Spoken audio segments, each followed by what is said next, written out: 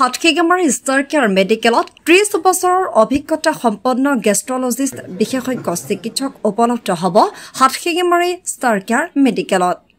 গেষ্ট্ৰলজিষ্ট বিশেষজ্ঞ চিকিৎসক ডক্টৰ অঞ্জন শইকীয়াৰ দ্বাৰা সেৱা লাভ কৰিব পাৰিব। আগতীয়াকৈ নাম পঞ্জীয়ন কৰিবলৈ আজিয়েই যোগাযোগ কৰক হাটখেগামাৰী ষ্টাৰ কেয়াৰ মেডিকেলত। আমাৰ স্ক্ৰীনত দিয়া নম্বৰত যোগাযোগ কৰক আৰু নিজৰ নাম পঞ্জীয়ন কৰক।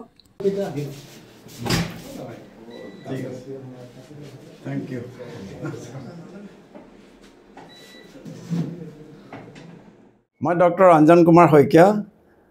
মই গুৱাহাটীত আজি 30 বছৰে বিভিন্ন ডাঙৰ ডাঙৰ হস্পিটেলত গেষ্ট্ৰএণ্ট্ৰলজি আৰু লিভাৰ বিশেষজ্ঞ হিচাপে কাম কৰি আছোঁ আৰু লগতে পেংক্ৰিয়াছ আৰু অন্যান্য যেনেকৈ কলাইটিছ আদি বিভিন্ন ৰোগৰ চিকিৎসা কৰি আছোঁ আৰু চিকিৎসা কৰি যথেষ্টখিনি অভিজ্ঞতা অৰ্জন কৰিছোঁ। আৰু আপোনালোকৰ যদি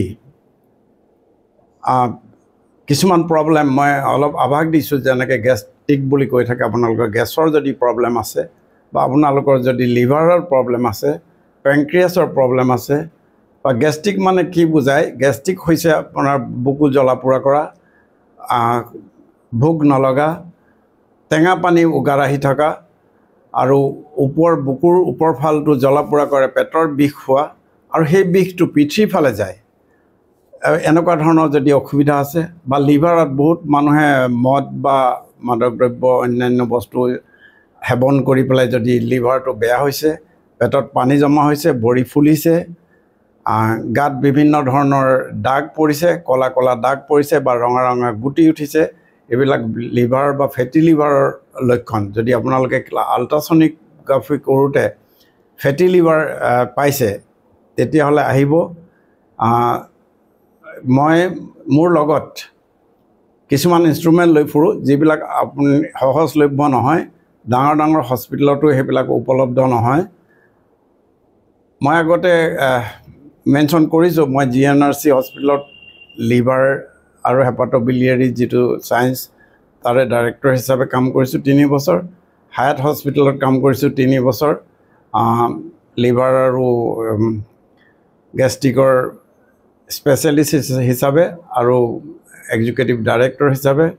বৰ্তমান মই গুৱাহাটী মেডিচিটি আদিত্য আৰু গুৱাহাটী মেট্ৰ' হস্পিটেলত গেষ্ট্ৰএণ্ট্ৰলজি ডাইৰেক্টৰ হিচাপে কাম কৰি আছোঁ। গতিকে মই আপোনালোকৰ ওচৰলৈ অনেকখিনি বাট কৰি আহি পাইছোঁ। গতিকে মই আশা কৰিম আপোনালোক উপকৃত হ'ব, কাৰণ এই মেচিনবিলাকৰ হৈছে এণ্ডোস্কপি, কলনস্কপি, ছিগমইডস্কপি, ফাইব্ৰ' স্কেন আৰু হাইড্ৰজেন বেছ টেষ্ট।